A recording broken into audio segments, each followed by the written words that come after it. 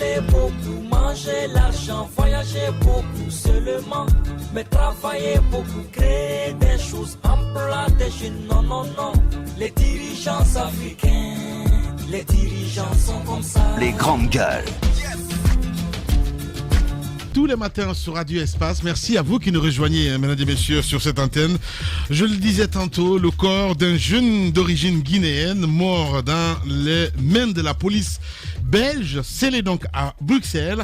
Il se trouve à la morgue en attendant que la procédure judiciaire engagée pour déterminer donc les circonstances et les auteurs de son meurtre n'aille jusqu'au bout.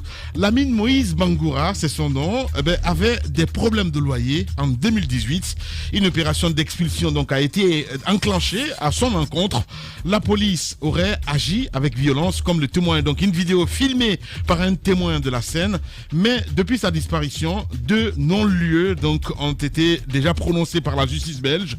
La famille qui soupçonne un traitement raciste des juridictions de ce pays promoteur donc des droits de l'homme ne veut rien lâcher, et même sans le soutien donc de l'ambassade de la Guinée en Belgique, elle compte saisir les hautes juridictions de son pays d'accueil et l'Union européenne. Ce matin, nous en parlons, mesdames et messieurs, en direct avec Jean-Pierre Bangoura.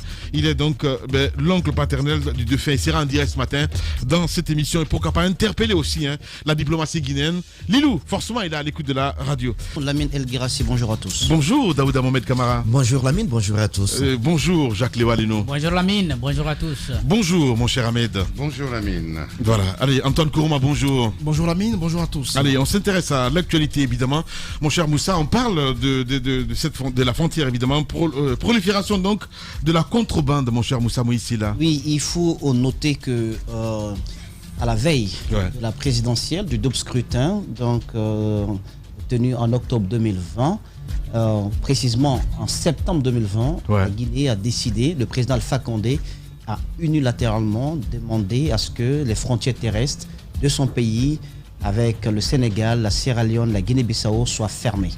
Raison officielle, raison sécuritaire, qui donc a été évoquée et qui, à l'époque, n'a pas retenu l'attention de plusieurs personnes parce que des observateurs des deux côtés des frontières avaient pensé que Alpha Condé, un grand stratège, était en train donc de mettre en place tous les mécanismes qui pourraient permettre vraiment, notamment aux militants de l'UFDG, de ne pas venir par le Sénégal, par la Sierra Leone pour venir voter. Donc c'était une stratégie politique. Vous vous rappelez que des partis politiques ont vu donc leur équipement, leur kit de campagne bloqué, n'ont pas pu rentrer donc à la suite de cette fermeture. Donc ça avait été perçu comme étant une stratégie politique à l'époque. Sauf que nous sommes maintenant à mai 2021. Donc il s'est passé beaucoup de jours, beaucoup de mois. Et les appels à l'international qui ont été lancés pour non seulement amener le président Alpha Condé à de meilleurs sentiments, en tout cas sur cette question-là, à permettre à ce qu'il y ait une collaboration commune autour de la sécurisation des frontières des deux côtés donc de la ligne, ces appels n'ont pas du tout abouti. Vous vous rappelez du passage ici, notamment d'un émissaire de la représentation de la CEDEAO, mais également un émissaire de l'ONU, qui ont rencontré le président Alpha Condé. Il y avait à l'époque d'ailleurs le ministre des Affaires étrangères burkinabé qui était également là. Et lorsque la question lui a été posée, vous savez, à l'époque, il était assez, le président, il est toujours assez direct sur ce qu'il a en tête, ce qu'il a dit. Il a estimé donc qu'il y avait un complot en cours du côté de la Sierra Leone contre le pays, contre la Guinée. Et le ministre, vous vous rappelez, le premier ministre sierra-léonais serait en train d'ourdir tous ses coups contre la Guinée à l'insu du président sierra-léonais lui-même. Et donc, il a épargné donc le président sierra-léonais. Guinée-Bissau, c'était la même chose. Le général là-bas aurait eu donc une dent contre le pays. Il serait donc l'arrière-base des ennemis de la Guinée qui veulent déstabiliser le pays. Le Sénégal, la même chose. Donc, lorsque vous mettez en avant la sécurisation de votre territoire, en tant que chef de l'État, vous savez, les émissaires, ils ont beau avoir toutes les qualités qu'il faut, mais ils ne pourront pas tout de suite vous faire fléchir. C'est pas possible parce que c'est quand même l'un des points sur lesquels vous jurez lorsque vous prenez le pouvoir, c'est-à-dire garantir l'intégrité territoriale. Donc quand c'est mis en avant, ça devient un argument trop fort pour les émissaires qui pourraient donc qui pourraient les empêcher d'insister là-dessus. Mais voilà que ça perdure. Ça a perdu et ça nous a amené à nous questionner réellement sur ce qui se passe. Est-ce que la raison sécurité évoquée, c'est ce qui est vérifiable, c'est ce qui est vérifiable sur le terrain. Ouais. Officiellement, lorsque vous demandez des garanties pour aller filmer, pour aller faire votre travail de reporter, le long des frontières fermées, vous serez tout de suite éconduit. Si vous y allez, vous vous rappelez de ma mésaventure du côté de Pamlap. Et lorsque vous êtes à la frontière, c'est une zone vraiment où c'est une zone qui est scrutée à la loupe normalement. Donc du coup, on vous refuse parce que c'est un lieu de trafic de tout genre. Et on n'a pas pu donc accéder. AOB est un témoin de cela parce que du côté de l'AB, il a à plusieurs reprises tenté d'aller à Koundara pour essayer de rencontrer ces camionneurs, ces marchands, ces commerçants qui ont vu leurs marchandises pourries des deux côtés de la frontière, mais il n'a pas reçu d'autorisation. Et quand vous allez, on peut vous arrêter et vous emprisonner. Donc nous sommes passés par une autre méthode. Nous sommes passés par une autre méthode. Mais avant cela, il y a... parce qu'on échange avec certaines personnes. Et vous savez, la diplomatie n'a pas eu, comme je l'ai dit tantôt, c'est l'aide de noblesse au grand jour, à la lumière, à l'éclat de différentes lumières devant les caméras. C'est un travail supérieur. Il a été dit que à la veille donc de la présidentielle, un Sénégalais aurait été pris sur le territoire guinéen avec une grenade. En tout cas, quelqu'un qui a quitté le Sénégal, qui a été arrêté par nos agents des forces de sécurité avec une grenade. Et que suite à cette arrestation, le président Alpha Condé aurait échangé avec le président Macky Sall, qui n'aurait pas eu la réaction à laquelle il s'attendait, au fait. Du genre à agir de telle sorte que cela puisse être réglé rapidement. Il aurait donc dit, c'est comme si un Guinéen est pris au Sénégal avec une arme de guerre et autres, nous allons le traiter selon la loi sénégalaise. Je vous prie, Monsieur le Président, d'en faire de même pour ce monsieur. Donc, ça aurait été cette conversation qui aurait déplu donc, au président Alpha Condé, qui a demandé à ce que ce soit fermé. Et jusqu'à ce jour, c'est ce qui se passe. Donc, alors, du côté de la frontière, notre infiltration a permis je ne sais pas si la régie est prête, de mettre à jour, de mettre au grand jour un trafic énorme qui se passe. Vous vous rappelez, la fois dernière, j'ai alerté dans ce studio. J'ai dit que la frontière, elle est officiellement fermée, mais officieusement, il se passe là-bas toutes sortes de contrebandes. C'est-à-dire que vous avez les camions qui continuent de charger des marchandises le long du côté du territoire sénégalais, qui viennent jusqu'à la frontière. Et par un chemin détourné, qui payent au niveau de chaque barrage qu'ils trouvent, qui payent de l'argent. Ça varie entre 5 000 et 50 000 francs CFA pour ceux qui quittent du côté du Sénégal. Cet argent est partagé entre les responsables administratifs et sécuritaires du côté de la frontière. Et ils viennent jusqu'au niveau de la ligne, ils déchargent le contenu des camions. Le contenu est repris par les tricycles que vous voyez en image. Les tricycles donc reprennent ces contenus-là par le chemin détourné toujours. Ils rentrent sur le territoire guinéen et voilà comment est-ce que le trafic continue de plus belle. En pleine nuit. Expliquez-nous, Monsieur le Président, dans ces conditions-là, comment est-il possible de veiller sur la sécurité des citoyens et sur l'intégrité de votre territoire? Vous l'avez fait officiellement pour des raisons sécuritaires. Voici l'insécurité dans laquelle le pays est plongé. Avec la complicité, je le dis bien, des agents des services, des agents de sécurité sur place et des responsables administratifs. Ils ont chacun un barrage pour lequel ils demandent quelque chose. C'est-à-dire qu'il y a un compte rendu qui leur est fait chaque jour. Voici donc que la Guinée est victime doublement. Nous sommes victimes parce que l'argent qui est perçu là va dans les poches des individus donc qui sont sur place.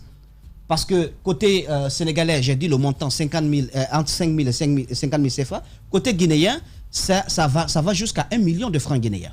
Alors cet argent est détourné du circuit normal, va dans la poche de quelques individus, des responsables administratifs et sécuritaires qui les empochent au détriment du trésor public. Voilà l'une des premières conséquences. Deuxième conséquence, dans ces tricycles, dans ces camions, on peut mettre n'importe quel type d'arme. Puisque ça se passe dans le noir. Il n'y a pas de contrôle. Donc ces armes peuvent facilement circuler et entrer sur le territoire national. Je trouve que la fermeture nuit beaucoup plus au pays en termes de sécurité, mais en termes économiques aussi, que l'ouverture et le contrôle professionnel qui peut être effectué. Moi, j'estime que ce sujet ne peut pas être négligé par le président Alpha Condé. Du tout. Parce que l'argument principal qui est mis en avant et pour lequel d'ailleurs... J'ai entendu il y a une semaine que je pense que c'est le préfet ou le gouverneur, en tout cas du côté de la baie, était parti. Hein, je vous expliquer ce qui se passe. Okay. Lorsque la délégation officielle est annoncée, on ferme tout. Ben bien, c'est normal. On ferme tout. On balaie tout. C'est-à-dire qu'aucune mouche ne traverse la frontière. Parce qu'on sait qu'il arrive.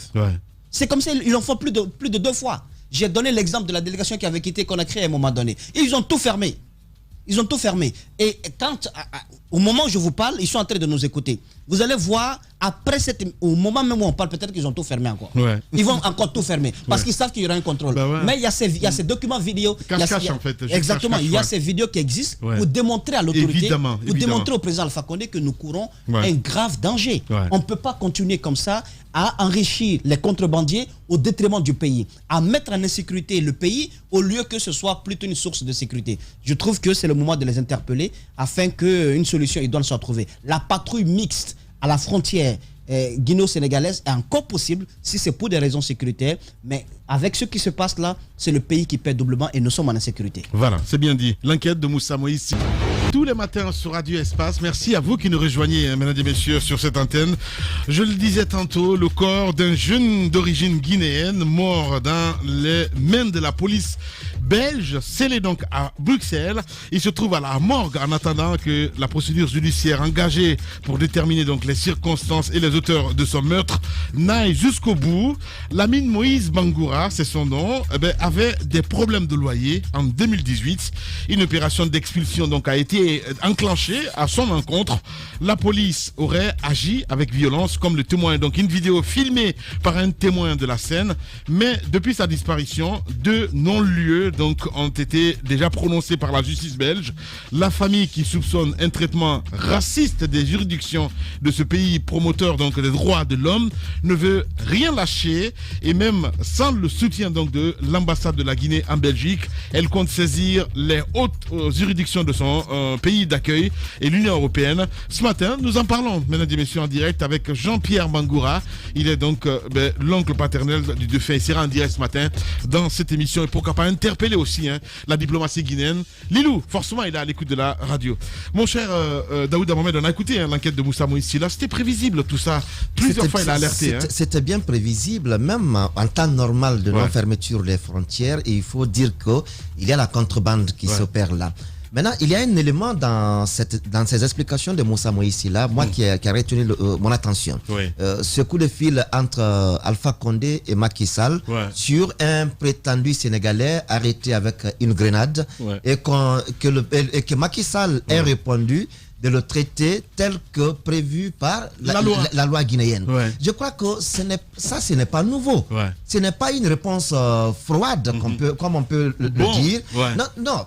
Parce que si Macky Sall s'était engagé, par exemple, dans une dynamique de diplomatie, de négociation, il y aurait d'autres interprétations derrière.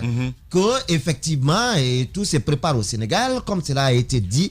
Mais si on doit... président, je pense que Macky devait avoir un peu le sens de la diplomatie quand même. Moi, je me dis... Parce que sinon, c'est Lilou, enfin, ou le monsieur qui a remplacé, que Lilou a remplacé, qui devait appeler. Et Mamadi Touré. Voilà. Mais si c'est le président quand même qui appelle... Même si c'est le président qui l'a appelé, la Guinée est régie par des lois. La Guinée étant régie par des lois, le Sénégal en est autant. C'est un conflit d'ego. C'est ce qui est derrière. C'est un conflit d'ego, mais derrière. Et tout le monde en pâtit là. Je ne me lève pas contre la réponse de Macky Sall. Mais si, c'est comme si. Non, qu'on le présente devant la communauté nationale et internationale, qu'il soit identifié en tant que Sénégalais, détenteur sur le territoire guinéen d'une grenade de destruction massive, il faut le préciser, qu'on le présente ainsi et qu'il soit dit à la communauté nationale et internationale qu'il va être jugé selon les lois guinéennes. Parce que si on ne sait pas les intentions qu'il avait en détenant, en portant sur lui une grenade sur le territoire guinéen alors qu'il n'est pas guinéen, et qu'on entrait dans une sorte de négociation, puisque c'est un pays ami, est-ce que derrière on saurait quelles sont les autres grenades qui sont détenues soit au Sénégal ou sur le sol guinéen déjà. Je crois qu'il fallait travailler dans le sens de démantèlement que de rester dans un cloison de dire c'est 2 pays frères, on va aller aller diplomatiquement. Ouais. Diplomatiquement, je suis bien d'accord, mais derrière, il faut montrer à la face du monde que ce dont on est en train d'accuser un voisin, voici les preuves, et qu'on voit la réaction derrière du Sénégal. Oui. Que le Sénégal se mette dans une dynamique de négociation après, on saurait quelles pourraient être les dispositions à prendre. Aujourd'hui, ce qui se passe à la frontière, et on veut nous faire croire qu'il y a une sorte de sécurité, de dynamique de sécurisation des frontières, et que le Sénégal n'aurait pas coopéré pour aller à des patrouilles mixtes. Si le Sénégal ne coopère pas, parce que le Sénégal semble ne pas se reprocher de quelque chose, alors la Guinée qui soupçonne des choses, il revient à mon avis d'abord à la Guinée de montrer cet exemple. Je vois. De montrer Je comprends cet très bien ce exemple, que tu veux dire. de renforcer sa sécurité à son niveau, mais aussi permettre à ses citoyens de vaquer à leurs occupations, de faire leur va-et-vient entre la Guinée et le Sénégal, parce que l'économie ne doit pas dormir. L'économie doit bouger. Mais si on dit que le Sénégal, il y a un truc d'égo qui est en Macky Sall, qui ne veut pas parler avec Alpha Condé, pendant ce temps, il y a quand même des Guinéens, comme on le dit, les enfants de Alpha Condé, qui sont en train de souffrir sur son territoire. Ben ouais. Allez-y, Jacques Lewa. Conflit d'ego? Bon, conflit d'ego, et après derrière il y a plusieurs explications. D'abord, la fermeture des frontières. On sait bien évidemment qu'on ne peut pas fermer hermétiquement toutes les frontières. Même avec le Libéria et la Sierra Leone, les pays avec lesquels nous sommes séparés par un fleuve, il y a des difficultés à renforcer, n'est-ce pas, cette sécurité, donc à bloquer la circulation hermétiquement, parce que les peuples sont tellement liés que tous les jours, vous avez du côté de Kouré-Malé, par exemple, les Guinéens qui passent la journée au Mali et qui viennent dormir en Guinée. Du côté de Koundara également, c'est la même chose qui se passe pour au niveau de ces frontières Sénégal, ou bien des frontières avec la Guinée-Bissau. Moi, je crois que quand la mesure a été prise, c'est vrai que ce sont des raisons sécuritaires qui ont été mises en avant, mais il y a aussi derrière des raisons purement politiques. Moïse parlait tout à l'heure de ces éléments de campagne, des équipements de campagne d'un parti politique qui ont été bloqués à la frontière parce qu'ils étaient fabriqués du côté du Sénégal. Et derrière, nous avons aussi appris, je crois que ce n'était pas faux, que du côté du ministère de l'économie, on s'était rendu compte que beaucoup de commerçants se contournaient donc le port de Conakry, devenu selon eux de plus en plus cher, et avaient choisi Dakar pour importer, n'est-ce pas, leurs marchandises. Et qui importe à travers Dakar va forcément entrer vers Koundara pour, n'est-ce pas, rejoindre la République de Guinée. Donc la plupart des commerces qui ont été bloqués au niveau de cette frontière étaient beaucoup plus visés par cette mesure d'ordre économique. Donc la question sécuritaire était à ce niveau débarrassée. Sauf qu'il y a bien entendu les conséquences derrière cette contrebande. Il y a également, ça fait naître un métier tout court, comme ça se passe sur la route de la Méditerranée ou alors l'océan. C'est-à-dire que les passeurs sont là. Bien sûr. Il y a un reportage. Ou lors de la prohibition dans les années 30. Oui, sur la même ritournelle. Hein. Oui, les passeurs, à un moment donné, on a fait un reportage avec notre collègue les grandes gueules. Yali Al-Gassimou, où vous avez, n'est-ce pas, des jeunes du côté guinéen qui prennent, n'est-ce pas, nos compatriotes qui veulent rentrer en Guinée et qui entrent avec eux en brousse, souvent avec toute l'insécurité que cela peut représenter. Souvent c'est sur des tricycles, souvent c'est avec des vélos, il y en a même, c'est à pied, ils marchent en brousse pour revenir, n'est-ce pas, dans leur pays. Mais pour le Sénégal, on ne part pas seulement pour des affaires, on ne part pas pour des raisons politiques. On y va aussi pour des raisons d'ordre social. Évidemment. Parce qu'on a des familles là-bas. Ouais. On y va aussi pour des questions sanitaires, parce qu'on part pour des soins aussi de ce côté. Je crois qu'aujourd'hui, le moment est venu pour le président de la République d'évaluer sa mesure. De se dire, bon, j'ai pris cette mesure pour les raisons sécuritaires. Ouais. Est-ce que enfin je peux y mettre fin? Ou alors j'ai pu obtenir quelque chose, ce que je recherchais derrière la mesure. Et à partir de ce moment, il faut la lever tout simplement, parce que je crois qu'on perd plus qu'on y gagne. Voilà. tout est permis, hein, voilà, parce que je peux pas comprendre quand même que la frontière soit formée comme ça. Oui, on parle de sécurité, entre autres. Moussa fait le déballage ce matin à cause, je vais pas dire à cause, je suis pas en train de banaliser, à dire à cause d'une grenade, et puis qu'on se retrouve dans cette situation, je trouve ça un peu dommage, quoi. Est-ce qu'on peut dire un conflit d'ego? C'est la question que je posais aux deux collègues. Je ne crois pas. Voilà. Moi, je ne crois pas. Mais cela étant, Moussa Moïse, on le connaît, il est toujours sur le terrain. Bravo pour ton mouillage de maillot, comme on dit. Mais moi, je crois qu'il faut faire très attention lorsqu'il s'agit de diplomatie, d'économie, et justement de. Personne ne pourra arrêter Alpha Condé. Non, mais attendez, lorsqu'il s'agit de la Guinée et le Sénégal, il faut toujours se méfier à ne pas faire des raccourcis, voire simplifier les problèmes. Mais justement, raison pour laquelle on en débat, mon cher ami. Alors, exactement, non, mais voilà. je dis en préambule qu'il faut faire attention à ne pas simplifier. Je pense que derrière la raison sécuritaire, il y a effectivement aussi des raisons économiques. Jacques a survolé le sujet, mais je pense que c'est l'une des principales raisons. Elle vient du fait aussi que certains commerçants contournaient effectivement le port de Conakry, qu'il faut le rappeler, et ça c'est de la faute du gouvernement guinéen, est devenu l'un des ports les plus chers de la sous-région. Ouais. Très bien, mais je ne pense pas que ça c'est un autre sujet. Hein. Ça c'est un autre sujet, mais je ne pense pas que c'est en fermant la frontière sénégalo-guinéenne que l'on va régler ce problème, premièrement. Deuxièmement, il y a ce qu'on appelle la réciprocité diplomatique. Alors peut-être que le président Alpha Condé s'est vexé, effectivement, après avoir eu son homologue sénégalais qui a probablement minimisé, jeté par une épaule l'avertissement guinéen. C'est probable, c'est possible. Ouais. Hein, c'est une interrogation qu'on peut se poser. Mais bien avant. Est-ce qu'on peut dire qu'il y a un antécédent, mon cher Ahmed? Il y a des antécédents qui datent de Senghor, Sékou Touré. Donc il y a toujours eu politiquement, je ne parle pas des peuples, mais politiquement, il y a toujours eu d'abord une concurrence féroce entre la Guinée et le Sénégal. Ça date de Senghor, Sékou Touré, etc. Et puis ça se prolonge avec Macky Sall. En fait, on est dans une tradition de guerre d'ego. En 2011, Macky qui est quand le président soupçonné aussi d'un soutien de celui d'Alain Diallo. Alors j'allais y venir, justement. Touchons la plaie. Touchons la plaie. Il y a eu à un moment donné des soupçons effectivement de la part de la Guinée, à savoir que la Guinée-Bissau. De la part d'Alpha Condé. Non, mais il y a eu des accusations. Alpha Condé parle au nom de la Guinée. Excuse-moi. Et c'est pas Alpha Condé seul. Il parle en ton nom, il parle en mon nom. Donc de la part de la Guinée, il y a eu à un moment donné des soupçons.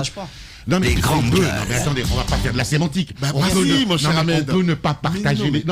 On peut ne pas partager. Jusqu'à présent, Alpha Condé parle en notre nom. C'est le chef de l'État. Merci. Donc, il y a eu effectivement des soupçons de la part de la Guinée à un moment donné, des soupçons vis-à-vis de la Sierra Leone, vis-à-vis de la Guinée-Bissau et vis-à-vis de notre pays frère, le Sénégal, effectivement de fomenter des complots. C'est toujours la mentalité 5e colonne qui germe dans la sous-région. Hein. On en est toujours à la 5e colonne. Bref, est-ce qu'il y a du vrai? Il faut savoir démêler le vrai du faux. Et je pense qu'il faut, entre la Guinée et le Sénégal, il faut surtout éviter de simplifier les problèmes. Et deuxièmement, le plus important, c'est qu'effectivement, la conclusion de Moussa Moïse était la bonne.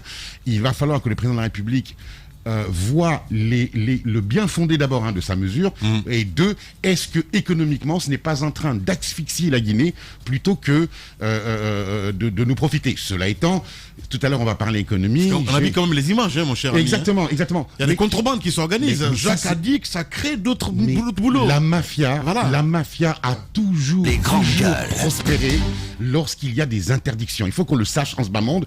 J'ai un exemple, on en a donné des exemples avec la Méditerranée. Non mais vous voyez les images à la télé. Non mais c'est terrible, Mais c'est la prohibition, ça a été ça, etc. Alors la question que je vais poser, parce que moi ma difficulté ici, c'est on ramène toujours tout à Alpha Condé. Est-ce la faute? Attendez. C'est un président omniprésent. Je pose une question. Ahmed, ça peut te faire mal, mais non. Il est beau ton costume, cela étant la mine. Souffre. C'est un message que je viens de t'envoyer. Je sais. Je suis un enfoiré, tu le sais. Donc il est beau ton costume, je le répète. Bien. Donc je pose la question, est-ce que non, je suis un génie, j'adore ma vanne. Tu vois. Attends, je finis. Est-ce que Alpha Condé est responsable du manque de patriotisme de nos compatriotes qui sont chargés de la sécurité guinéenne? Ça, c'est encore une autre question à poser. Bien. Ahmed Kourouma, toujours spécial. Hein. Allez-y, mon cher Kourouma. Antoine. Les deux Kourouma, voilà. Allez-y, Antoine. Diamétralement opposé. Parfois, oui. Je sais pas pourquoi ce matin on fait la diplomatie dans ce studio. Pourquoi? On connaît le problème, mais on le contourne. Alors là, pas du tout. La décision est venue unilatéralement d'Alpha Condé. Il a fermé la frontière de la Guinée avec 3 pays. Et le Sénégal, la Guinée-Bissau, et également la Sierra Leone. On sait tous pourquoi. Mbalo, on sait d'où sont partis ces problèmes entre lui et Alpha Condé. C'est au lendemain de son élection à la tête de la Guinée-Bissau. Clairement, il a affiché son opposition à celui-ci parce que selon lui, il ne devait pas briguer un 3e mandat. Il fallait certainement forcément des conséquences derrière. De l'autre côté, en Guinée-Bissau, le vice-président léonais, on l'a accusé d'être proche de Cellou Dalein Diallo. Au Sénégal, Macky Sall a soutenu de manière publique Cellou Dalein Diallo lors des élections politiques. Cellou a été au Sénégal, on a vu les photos de Cellou, Macky Sall. Rencontré. Même dans les propos. Non, attendez que je c'est grave ce que tu dis là. Hein. C'est pas grave. Si. Moi, Macky Sall est un libéral. J'ai pas dit le contraire. Il ne cache pas son amitié avec Cellou Dalein Diallo. Mais attendez, vous ne me cacherez pas que Macky a soutenu Cellou lors des élections présidentielles. Ça, moi, je ne sais pas. Il l'a soutenu. Donc, de par ces faits-là, de par ces trois faits, pourquoi Alpha n'a pas fait avec la Côte d'Ivoire, ses frontières? Parce que la Côte d'Ivoire ne s'est pas mêlée des affaires politiques guinéennes. Ces 3 pays que j'ai cités, les hommes que j'ai cités... Toujours à l'ouest. On demande... Mais pas à l'ouest, la mine. Les grandes gueules. Ne prenez pas ce que je dis, mais je sais que je dis vrai ce matin. C'est ta vérité. C'est pas grave. Tu n'as pas le monopole de la vérité. À moi, les opposants, tu n'as pas le monopole de la vérité. Il reçoit des opposants de certains La vérité, c'est quoi? Il y a une question d'ego qui s'est invitée dans la danse. Alpha Condé, pour des raisons de règlement de compte personnel, fait en pâtir tout le pays.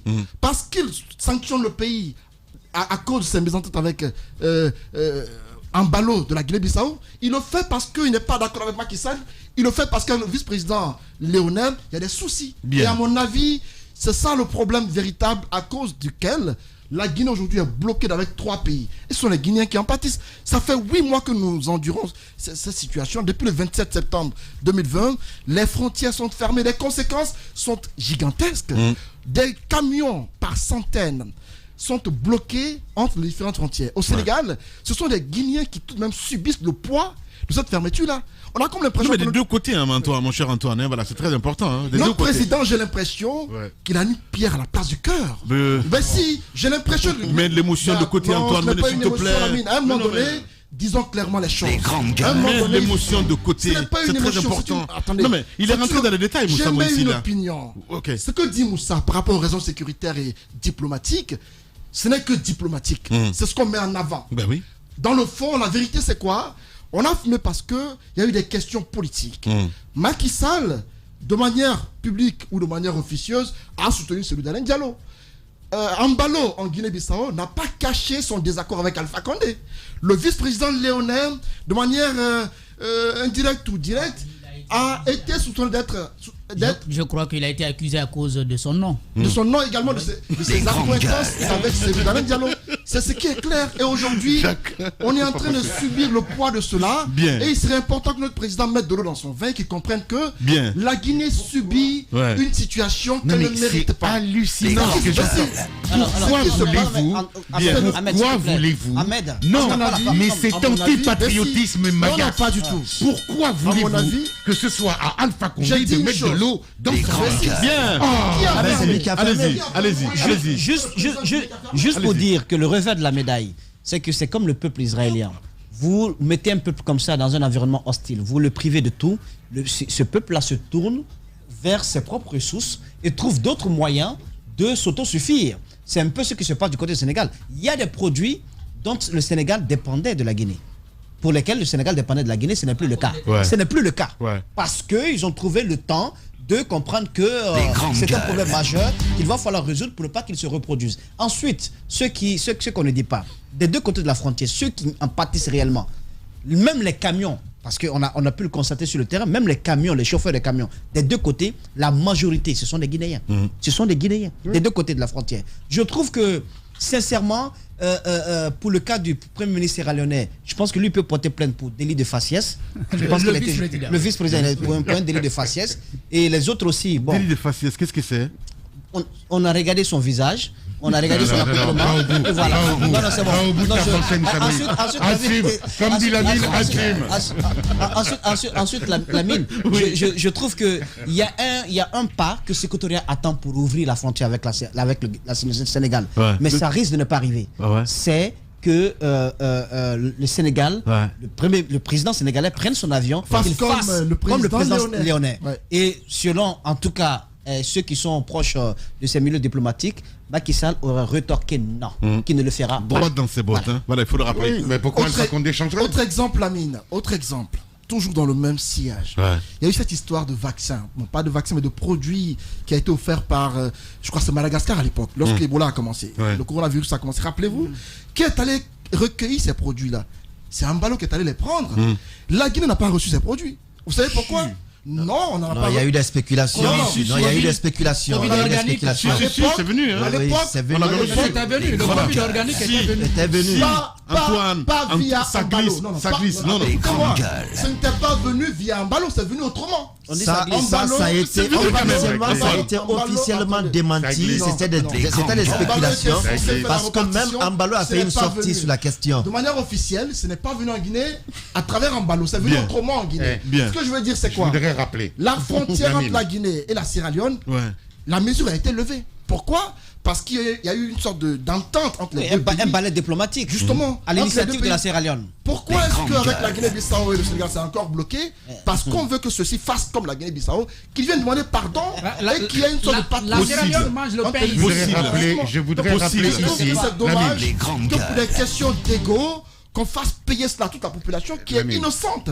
Nous sommes tous innocents. Il ne faudrait pas qu'à cause de ces guerres mon frère, président, qu'on fasse comme si les Guinéens ne méritaient cela. Je trouve injuste ce que fait notre président. Ce serait important qu'il pense un peu à la vie de ses concitoyens, qu'il se rende à l'évidence qu'il y a des commerçants aujourd'hui qui, à cause de cette mesure, sont en train d'être ruinés. La plupart de leurs véhicules sont pris par la rouille. La plupart ne peuvent plus bouger. Depuis 8 mois, tout est bloqué, tout est détruit pratiquement.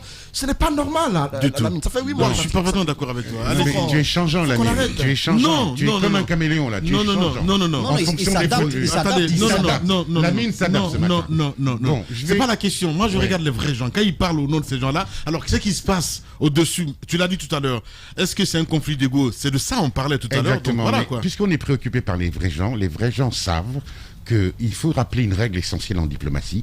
Un pays n'a pas d'amis, il n'a que des intérêts. Des intérêts, évidemment, ça on le sait. Alpha Condé, pour la Guinée, n'a pas d'amis, il a des intérêts. Lorsqu'on parle de problèmes d'intérêt économique, que effectivement certains de nos compatriotes passaient par la frontière sénégalaise pour, et là je ne parle pas politique, je parle économie, pour éviter de payer leurs taxes au port de Conakry, qui, je le rappelle, effectivement, à juste titre, est l'un des ports les plus chers de la sous-région, ça s'appelle une guerre économique. Or, lorsque, effectivement, la Guinée ou Alpha Condé entame des discussions avec Macky Sall au nom de la Guinée, pour l'intérêt économique de la Guinée, je ne vois pas au nom de quoi on demanderait aujourd'hui à Alpha Condé de céder. Il faut, la diplomatie c'est fait pour ça, c'est fait pour discuter, mettre les choses sur la table et que chacun prenne sa part de responsabilité. Mais est-ce que Ahmed, je finis, merci. Allez, je ne vois pas au nom de quoi et au nom de quel antipatriotisme dans ce studio on demanderait à Alpha Condé de céder face à Macky Sall. Oui, non mais je le dis. Non, mais est-ce que Ahmed n'est pas en train de faire porter au président Alpha Condé des responsabilités qui ne sont vraiment pas les siennes? Tant mieux qu'il les prenne.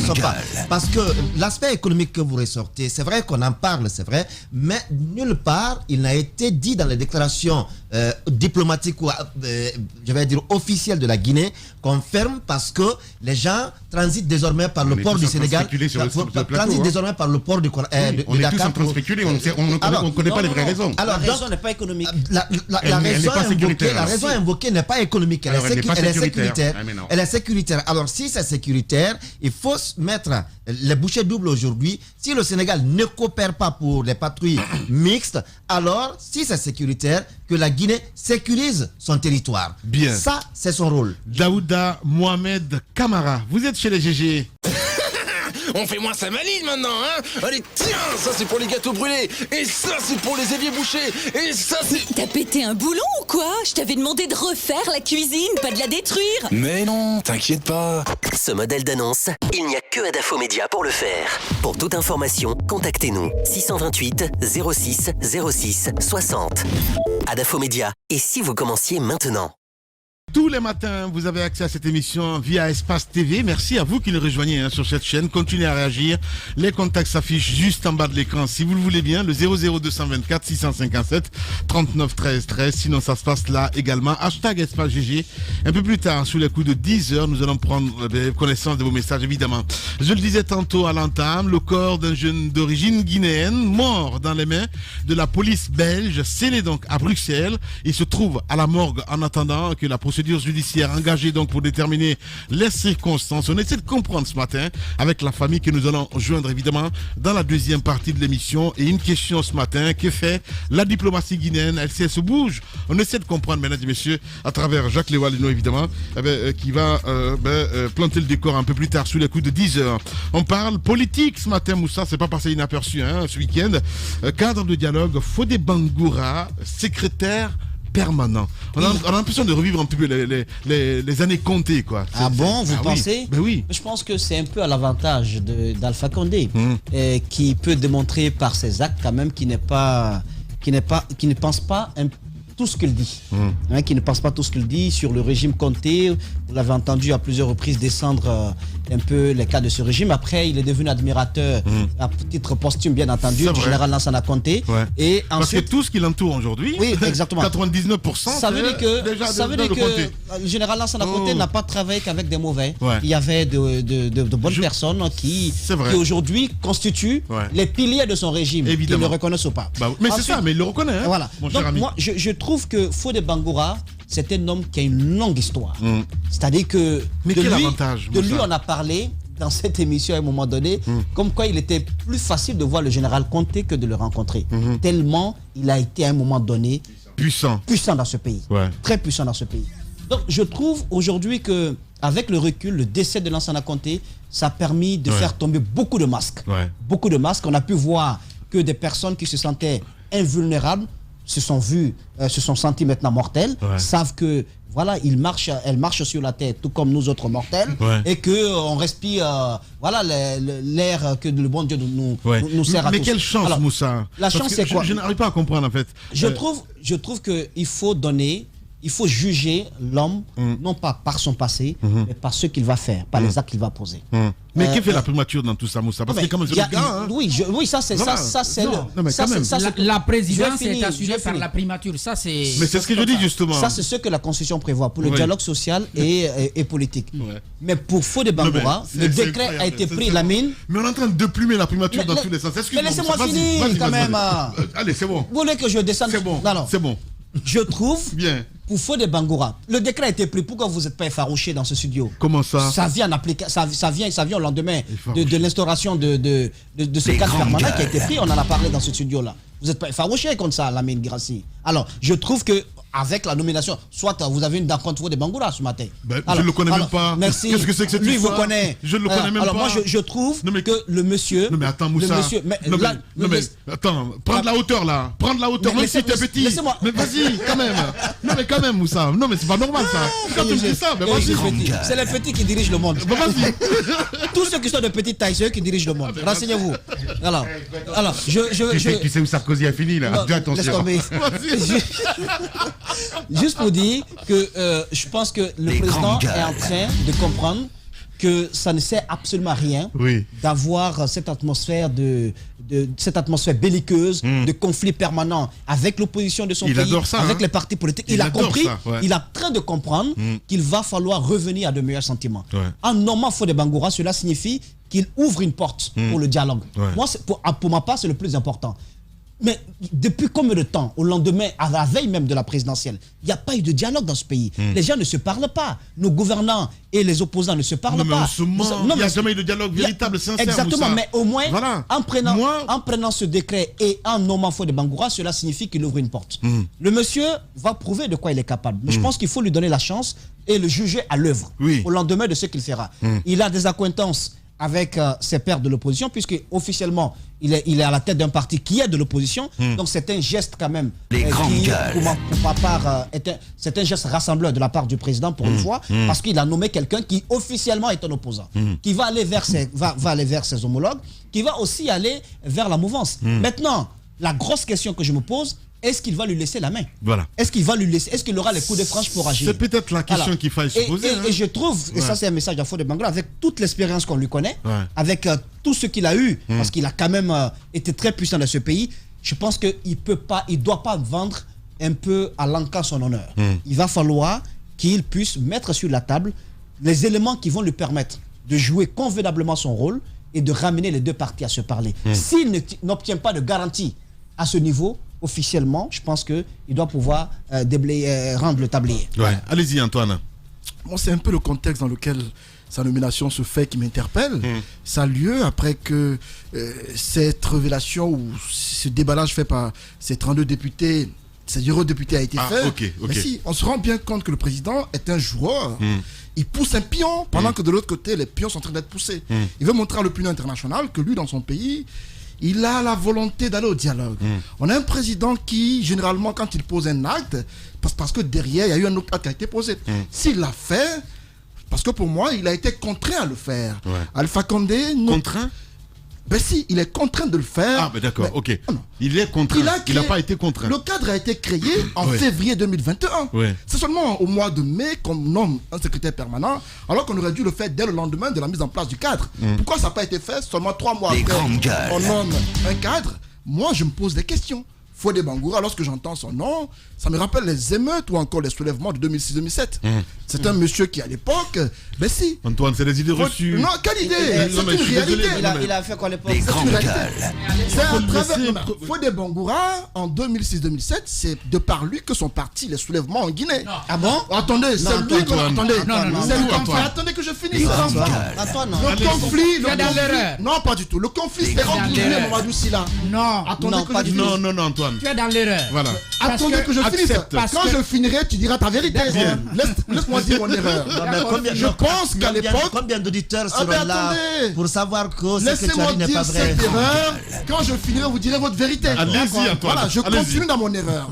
Je dis encore une fois qu'à l'époque, Fodé Bangoura faisait partie de ceux de par qui sont partis ces soulèvements-là. Parce que lui et Mamadou Sylla, il y avait un conflit ouvert entre les deux hommes.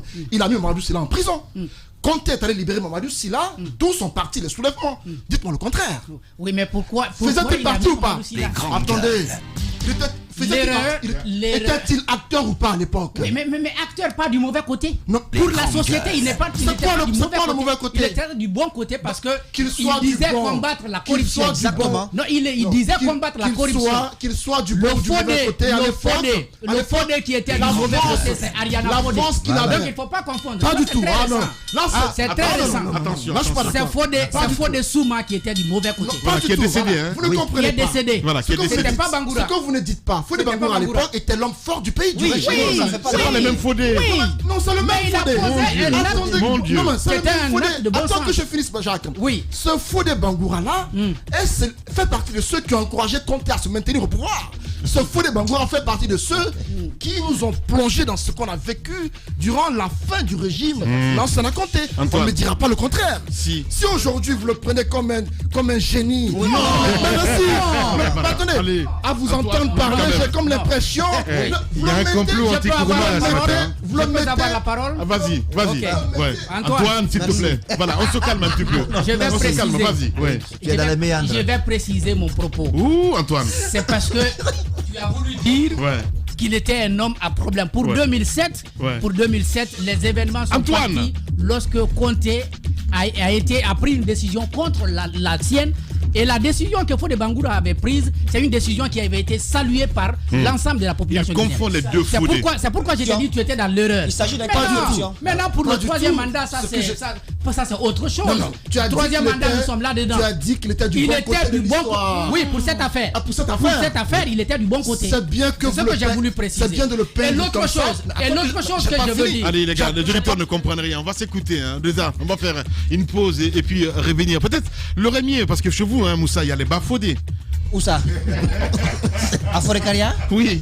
Il y a tout là-bas. Bien. Allez, on revient à 10h. Sur Radio Espace Guinée, les GG pensent comme JMJ. Une presse libre se voit dans la rue. Et la rue voit vraiment si la presse est libre. Cette dialectique sociale est la levure de la démocratie. JMJ. Les GG sur Espace, tous les matins 9h-11h.